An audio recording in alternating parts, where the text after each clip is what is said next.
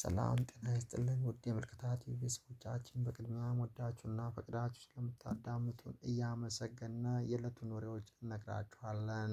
የኤሌክትሪክ መኪናን በ9 ደቂቃ ብቻ ሙሉ በሙሉ ቻርጅ የሚያደርግ ቴክኖሎጂ ይፋ ሆነ። በአውቶሞቢል ኢንዱስትሪ ውስጥ ግዙፍ ስም ያለው የቻይናው ቢዋይዲ ኩባንያ የኤሌክትሪክ መኪና ተጠቃሚዎችን ትልቁን ስጋት የሚቀርፍ እጅግ ፈጣን የቻርጅ ሲስተም ይፋ አደረገ። ይህ አዲስ ቴክኖሎጂ የኤሌክትሪክ መኪና ቻርጅን ለማድረግ የሚወስደውን ጊዜ ከነዳጅ መቅጃ ፍጥነት ጋር በማመጣጠን ረገድ አዲስ ምዕራፍ ከፋች ተብሏል። እንደ ኩባንያው ገለጻ አዲሱ ሲስተም እስከ 1500 ኪሎዋት ወይም 1.5 ሜጋዋት የሚደርስ ከፍተኛ ኃይል የማመንጨት አቅም አለው። ይህም በአሁኑ ወቅት በዓለም ላይ ካሉ ፈጣን ቻርጀሮች በሶስት እጥፍ የሚበልጥ ፍጥነት እንዲኖረው አድርጎታል።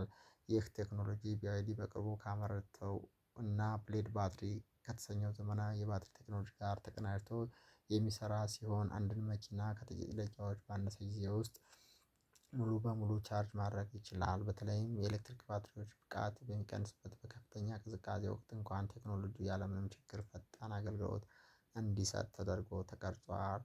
የኤሌክትሪክ መኪና ተጠቃሚዎች በተለይም ረጅም መንገድ በሚጓዙበት ወቅት ቻርጅ ለማድረግ የሚወስድባቸው ረጅም ጊዜ ብዙዎች ከነዳጅ መኪና ወደ ኤሌክትሪክ እንዳይቀይሩ እንደ ትልቅ እንቅፋት ሲጠቀስ ቆይቷል።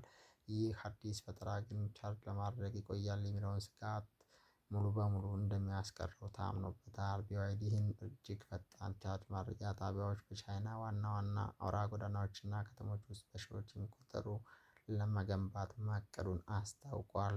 ይህ እርምጃ ዓለም